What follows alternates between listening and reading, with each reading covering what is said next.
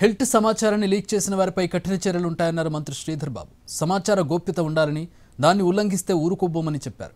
అవినీతి జరిగినట్టు ఆధారాలుంటే చూపెట్టాలని డిమాండ్ చేసిన మంత్రి శ్రీధర్ బాబుతో మా ప్రతినిధి చారి face to face. Sridhar Babu గారు మనతో ఉన్నారు. శ్రీధర్ బాబు గారు, తెలంగాణ ప్రభుత్వం గ్లోబల్ సమ్మిట్ అనేది ఒక గ్రాండ్ గా చేయాలనుకుంటున్నారు. అసలు ఈ గ్లోబల్ సమ్మిట్ తో తెలంగాణ ప్రభుత్వానికి వచ్చే బెనిఫిట్ ఏంటి?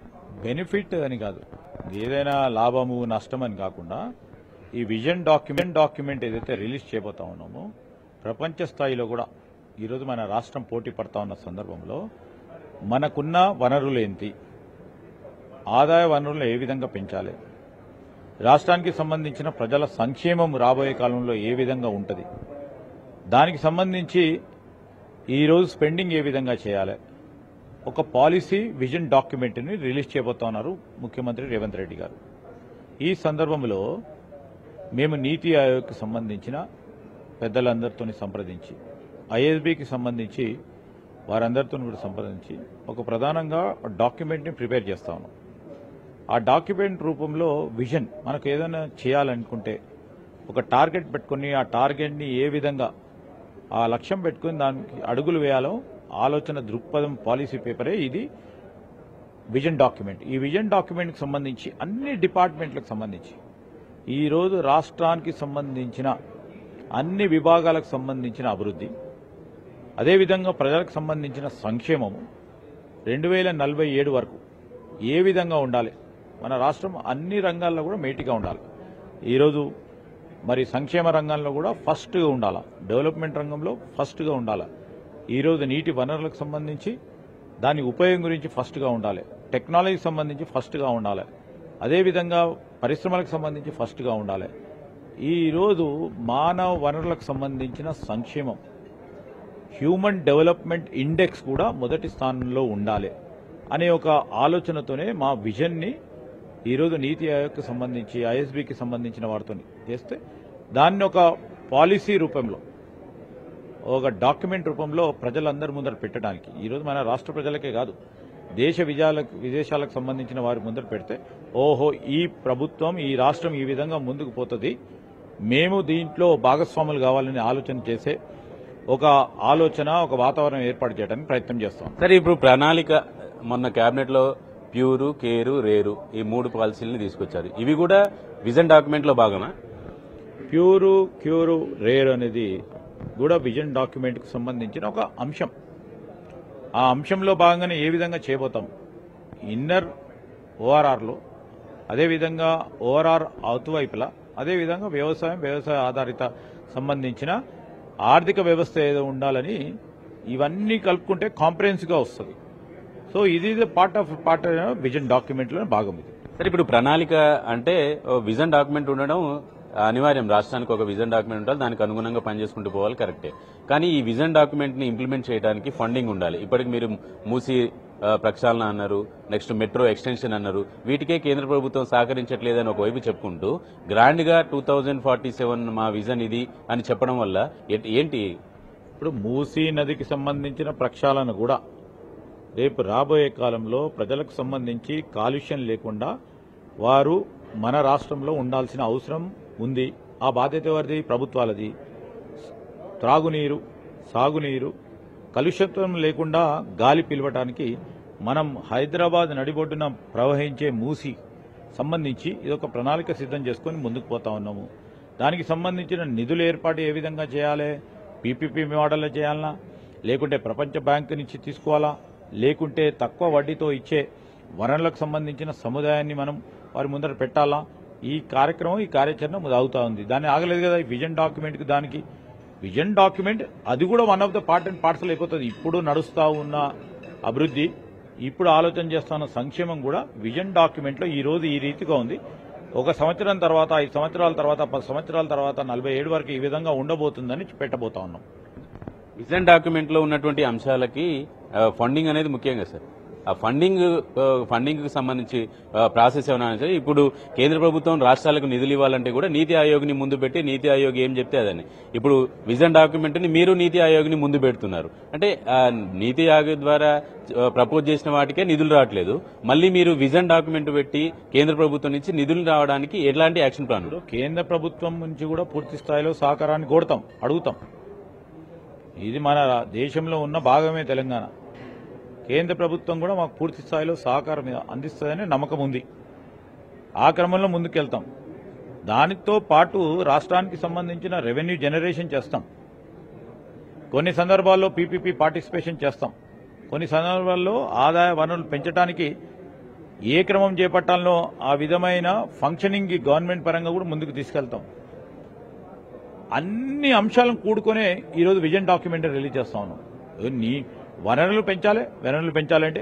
ఇండస్ట్రీని పెంచాలి ఇండస్ట్రీకి తగ్గట్టు వాతావరణం తీసుకురావాలి ఈరోజు ఇంత పూర్వకమైన టెక్నాలజీ ఉంది టెక్నాలజీ ఈ సాంకేతిక పరిజ్ఞానాన్ని ఉపయోగించుకొని వనరులు ఏ విధంగా పెంచొచ్చు ఆదాయ వనరులు ఏ విధంగా పెంచొచ్చు రాష్ట్రానికి సంబంధించి ఆదాయం పెంచే దాంట్లో చాలా అంశాలు ఉంటాయి ఇండస్ట్రీకి సంబంధించి అవి ఏ విధంగా ముందుకు తీసుకెళ్లే ప్రయత్నం చేయాలి సార్ మీరు ఆదాయం పెంచాలనేటువంటి ఆలోచనతోటి హెల్త్ అనేటువంటి పాలసీని తీసుకొచ్చారు కానీ మీకు రాజకీయ నాయకులుగా ప్రభుత్వంలో ఉన్నటువంటి పెద్దలు ఆదాయం తెచ్చుకునేటువంటి మార్గాలు చేస్తున్నారు 5 లక్షల కుంభకోణం జరుగుతుంది 5 లక్షల కోట్ల కుంభకోణం జరుగుతుంది ప్రతిపక్షం ఆరోపిస్తుంది అసలు ఎవరిదైనా సొంత భూమిని ప్రభుత్వ భూమి అనుకునే ఆలోచన పరుడైతే ఆ విధంగా మాట్లాడుతుంది ఎవరిదో సొంత భూమి వారిది ఆ భూమికి సంబంధించి ఆ ఇండస్ట్రియల్ ల్యాండ్కి సంబంధించి వారు ఇప్పుడు నిరుపయోగంలో ఉంది లేకుంటే హై పొల్యూటింగ్ ఉంది లేకుంటే కొత్త టెక్నాలజీని ఉపయోగించుకోవడానికి ఇంకా ల్యాండ్ అవసరం ఉంది ఇలాంటి వారికి ఇప్పటివరకు పాలసీ లేదు కన్వర్ట్ చేసుకోవడానికి కన్వర్ట్ చేయడానికే వాళ్ళ ల్యాండ్ గుంజుకొని వాళ్ళ ల్యాండ్ వాల్యూలను కూడా ఈరోజు లెక్క కట్టి చూపెట్టే ప్రబుద్ధులు ఉన్నారు అసలు ల్యాండ్ వాల్యూ వారిది అది ప్రైవేటు వ్యక్తులకు సంబంధించిన ల్యాండ్ అది ఆ ల్యాండ్ పైన వాళ్ళు కన్వర్షన్ చేసుకోకుండా ఇల్లీగల్గా పోకుండా ఈరోజు కన్వర్షన్ ఛార్జ్ ఫిక్స్ చేసి వాళ్ళకు వెసులుబాటు ఇచ్చి ద్వారా ఆదాయ వనరులు వారికి కలుగుతాయి ప్రభుత్వానికి లీగల్గా వనరులను కల్పించే కార్యక్రమం చేస్తే ప్రభుత్వం ఈరోజు నిజంగానే ఒక ట్రాన్స్పరెంట్ విధంగా పారదర్శకమైన ఆలోచన చేస్తూ ఉంటే వారిలాగా టీఆర్ఎస్ పార్టీ ప్రభుత్వం లీజ్ ల్యాండ్స్ ని అంటే ప్రభుత్వానికి సంబంధించిన లీజ్ ల్యాండ్స్ ని ఫ్రీ హోల్డ్ ప్రభుత్వం మాకొద్దు అని చెప్పి వారు రుసుము ఫిక్స్ చేసి ఇచ్చినప్పుడేమో తప్పు లేదట మేము ప్రైవేట్ వ్యక్తులకు సంబంధించిన వార్ ల్యాండ్ ని కన్వర్ట్ చేయడానికి ఫీజు అడిగితే తప్పట ప్రజలందరూ కూడా గమనించాలి ఈరోజు లీజ్ ల్యాండ్స్ అంటే ప్రభుత్వానికి పూర్తి స్థాయిలో హక్కులుంటాయి అంటే ప్రతిపక్షం ఎందుకు సార్ మీరు ఇంత క్లారిటీగా చెప్పాలి అనేటువంటి ప్రయత్నం చేస్తున్నారు ప్రతిపక్షం ఆందోళన చేయడము మీరు కరప్షన్ కి పాల్పడుతున్నారు విచారణ చేయాలని డిమాండ్ చేయడం డెఫినెట్లీ ఈరోజు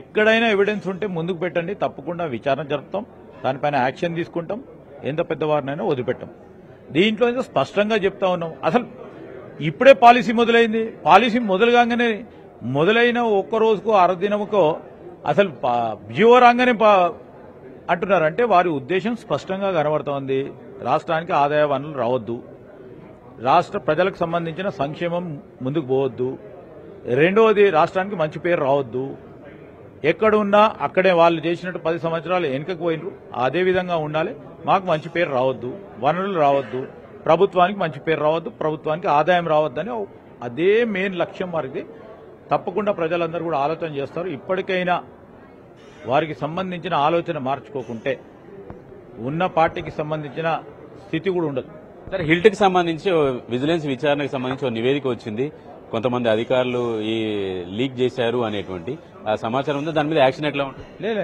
పూర్తి స్థాయిలో సమగ్ర విచారణ చెప్తున్నామని ముఖ్యమంత్రి గారు కూడా చెప్పారు రిపోర్ట్ రాగానే కఠినంగా కూడా వ్యవహరిస్తాం ఎందుకంటే ఇదే అని కాదు ఏ అధికార పక్షంగా ఈరోజు కాన్ఫిడెన్షియల్గా పేర్కొనబడ్డ ఏ న్యూస్ కూడా బయటికి రావద్దు ఇది ఇప్పుడే కాదు ప్రభుత్వం నడిపే తీరులో ఉంటుంది వచ్చిందంటే ఎక్కడ ఉన్న లోపాలు ఉన్నాయో ఆ లోపాలను సరిదిద్దుకోవాల్సిన అవసరం బాధ్యత మా పైన ఉంటుంది. కానీ సరిదిద్దుకుంటే అంటే మీ ప్రభుత్వం వచ్చినప్పటి నుంచి కూడా ఈ లీకులు అనేవి అధికారుల నుంచి వస్తున్నాయా లేకపోతే నాయకుల నుంచి వస్తున్నప్పటికీ కూడా రెండేళ్లు అయినాక కూడా ఎందుకు లీకులు అవుతున్నాయి? మీకు అధికారుల మీద కమాండింగ్ లేదా, లేదంటే మీరంటే భయం లేదా? ఇప్పుడు భయం ఉన్నా కమాండ్ లేకుండా ఇది ప్రజాప్రభుత్వం చాలా సానుకూలంగా ఒక స్ఫూర్తిదాయకంగా అధికారులతో కానీ మిత్రులతో కానీ ముందుకు పోవాలని ఆలోచన చేస్తాను. వాళ్ళంగా కఠినంగా ఇవే ముందుకు పోవాలని ఎప్పుడు ఆలోచన చేయలేదు. కానీ ఈరోజు సమయం ఏర్పడ్డది, అందుకోసం కఠినంగా కూడా అంటే అతి మంచితనం కూడా పనికిరాదంటారు కదా. మీరు అతి మంచితనానికి పోయి రెండేళ్ల నుంచి అధికారులు మీ మీటింగులో మీ ఎజెండాకి సంబంధించి లీకులు చేస్తున్నారంటే మీరంటే భయం లేదని అర్థమవుతుంది. భయం కాదు, డిసిప్లిన్. భయం అనేది కాదు. ఎవరికి వారి ప్రొఫెషనల్ డిసిప్లిన్ మెయింటైన్ చేయకుంటే ఇబ్బంది జరుగుతుంది. ఆ డిసిప్లిన్ ని తీసుకొస్తాం. సరే, డిసెంబర్ 9 రోజు పారిశ్రామిక రంగంలో ఉన్నటువంటి అందరితో ఎంఓయూలు కుదుర్చుకుంటారా, లేదంటే 9 నాడు ఎజెండా ఏంటి? ఇదంతా కూడా ఎంఓయూలకు సంబంధించిన ఎజెండా కాదు.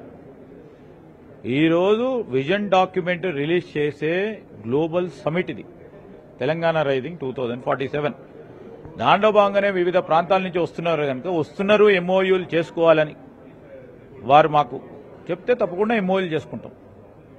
సార్, కొంతమంది సినిమా నటులు కూడా ఇక్కడ సినిమా ఇండస్ట్రీని ఏర్పాటు చేయాలని, రిలయన్స్ వాళ్ళు కంపెనీ పెట్టాలని ఇలాంటివన్నీ వస్తున్నాయి కదా, అలాంటివి ఏమైనా ముఖ్యమైనవి ఫైనల్ అయినాయి? ఇంకా పూర్తి స్థాయిలో, ఎందుకంటే సీఎంఓ ఆఫీస్ ద్వారా మరి అదేవిధంగా వివిధ డిపార్ట్మెంట్లకు సంబంధించిన అంశాలు పరిశీలన ఉన్నాయి. అతి తొందరలో దానిపైన నిర్ణయం తీసుకుంటాం. Thank you sir, thank you very much. ఇది గ్లోబల్ సమ్మిట్ కి సంబంధించినటువంటి అంశం. అలాగే హిల్ట్ కి సంబంధించినటువంటి నివేదికల్ని బయటికి తీసుకొచ్చినటువంటి వాళ్ళ పట్ల చర్యలు కూడా తీసుకుంటామని చెప్పేసి మంత్రి శ్రీధర్ బాబు చెప్తున్నారు. రాకేష్ తో చారి, ఎన్టీవీ, హైదరాబాద్.